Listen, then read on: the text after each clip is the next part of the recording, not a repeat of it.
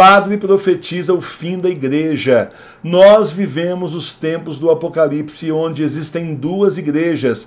A verdadeira igreja católica apostólica romana de 2000 anos e a falsa igreja que tomou o Vaticano e muitos de nossos templos. A falsa igreja está com seus dias contados. Ela será entregue nas mãos do anticristo e então será extinta. Essa profecia foi feita pelo padre Ratzinger, o nosso Papa Bento XVI, em 1969. Veja a mensagem até o final, porque além de falar do fim da igreja falsa, o Papa Bento XVI também fala da verdadeira igreja, o remanescente da igreja verdadeira que somos nós. Veja aí. O futuro da igreja pode e vai sair daqueles cujas raízes são profundas e que vivem da plenitude pura de sua fé. Não será daqueles que se acomodam apenas ao momento de passagem ou daqueles que meramente criticam os outros e assumem que eles próprios são varas de medição infalíveis. Nem será daqueles que tomam o caminho mais fácil, que esquivam a paixão da fé, declarando falsa e obsoleta, tirânica ou legalista, tudo que faz exigência aos homens, que os fere e os obriga a sacrificar-se. Para expor isso de modo mais positivo, o futuro da igreja, uma vez mais e como sempre, será remodelado pelos santos, pelos homens, ou seja, por aqueles cujas mentes sondam mais profundamente do que os slogans do momento, que veem mais do que os outros veem, porque suas vidas abraçam uma realidade mais ampla. O altruísmo que liberta os homens só é alcançado através da paciência, nos pequenos atos cotidianos de abnegação. Por essa prática diária, que revela um homem de quantas maneiras ele é escravizado pelo seu próprio ego, os olhos de um homem são lentamente abertos. Ele enxerga apenas na medida em que viveu e sofreu.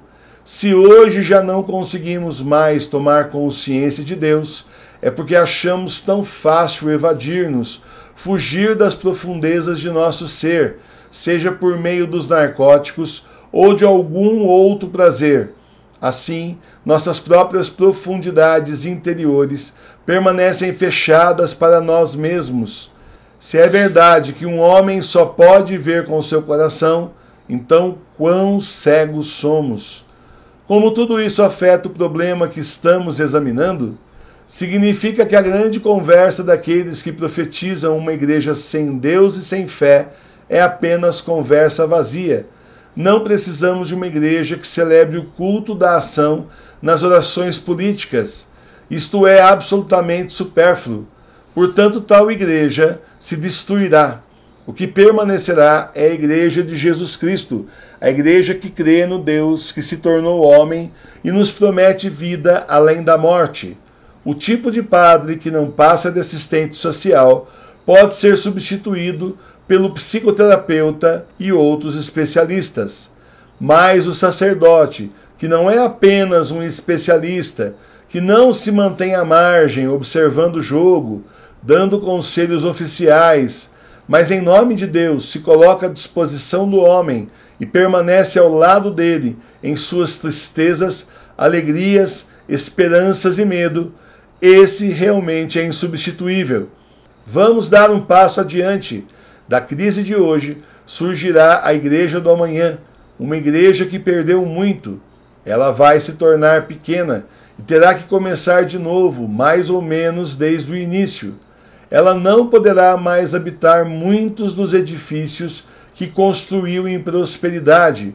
À medida que diminuir o número de seus adeptos, perderá muitos dos seus privilégios sociais. Em contraste com uma idade mais precoce, será vista mais como uma sociedade voluntária na qual se entra apenas por livre decisão. Como uma sociedade pequena, fará demandas muito maiores na iniciativa de seus membros individuais. Indubitavelmente, ela descobrirá novas formas de ministério e ordenará ao sacerdócio os cristãos aprovados que perseguem alguma profissão. Em muitas congregações menores ou em grupos sociais autônomos, A assistência pastoral será normalmente favorecida dessa forma. Ao lado deste lado, o ministério de tempo integral do sacerdócio será indispensável como antigamente.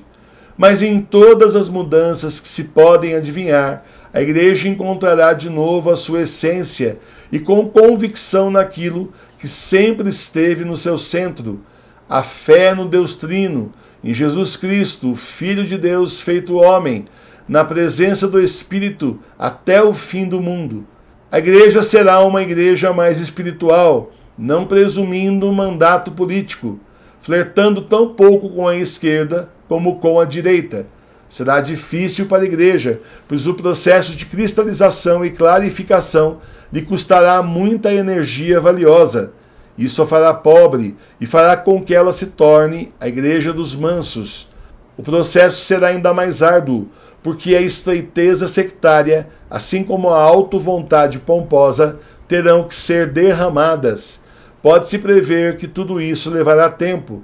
O processo será longo e cansativo, como foi o caminho do falso progressismo na véspera da Revolução Francesa, quando um bispo podia ser visto como inteligente, se zombasse dos dogmas e até insinuasse que a existência de Deus não era certa para a renovação do século XIX.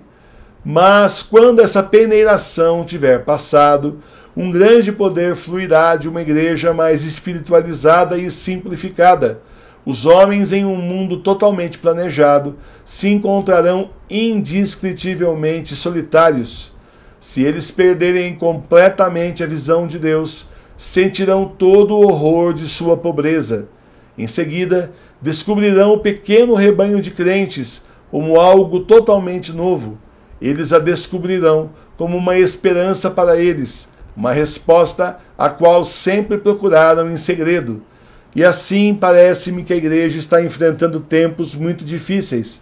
A verdadeira crise mal começou, mas estou igualmente certo sobre o que permanecerá no final.